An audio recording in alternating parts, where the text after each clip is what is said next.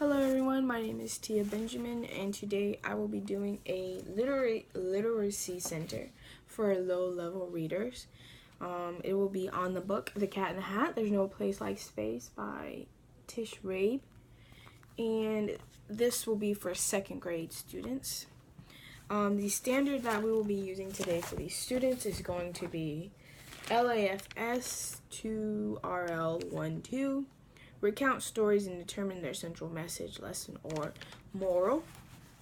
So the students will go to their literacy folder in their center.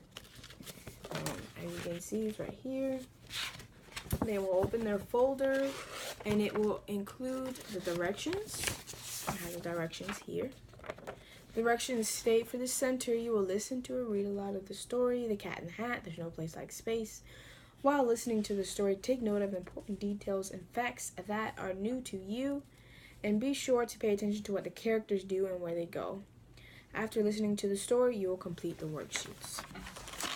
The first worksheet will be on listening. So after they listen to the story, I want the students to pull information that they recalled from the story.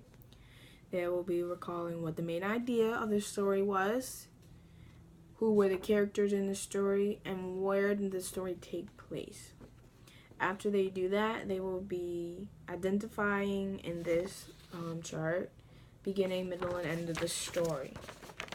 This activity will be used to help students to recall and retell stories in their own words, as well as shows that they were listening to the story because they were able to identify the questions, where it took place, The second activity is called rate the story. The students will rate the story a certain amount of stars. They will give their reason why, their favorite part of the story, and one thing that they learned from the story. So this is basically their opinion on the story. I want to get an overall view of what the student thought, what they learned, if they liked the story.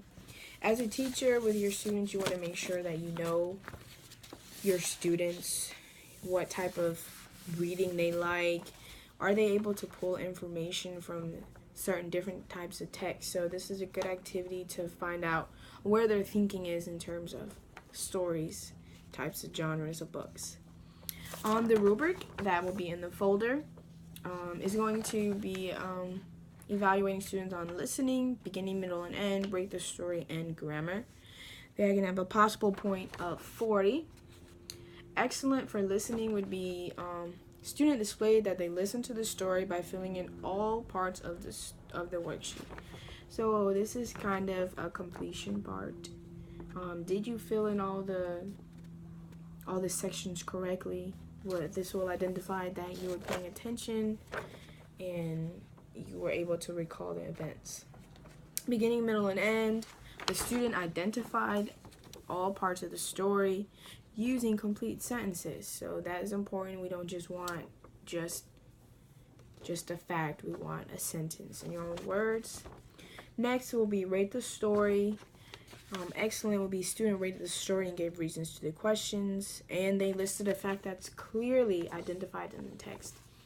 As we all know, we all probably know a little fact about space, but I want students to pull a fact that they learned from this specific text, not something that they learned maybe in class or at home. I want them to show me that they learned something from this text. And then the last part will be grammar. Excellent being student used complete sentences and punctuation. So did you follow directions and use a complete sentence? Did you end your sentences with periods, exclamation points, question marks, all that good stuff? So my rationale for this story, for choosing this center, is that it's a great activity for students to use critical thinking skills. One will be the second activity, rate the story. This is a good activity for students to self-reflect on what they learned from the story. As stated in the critical thinking article, when we learn information, we put our experiences and place meanings that are constructed, but we don't do that automatically. Our brain just does it. We don't do that self-consciously. Our brain just does it for us. So by having them state a fact that they learn, I'm having them pull on the information that they learn, write it down so they can see, oh, look, I learned this. Oh, I don't like this because this. I like this because of that.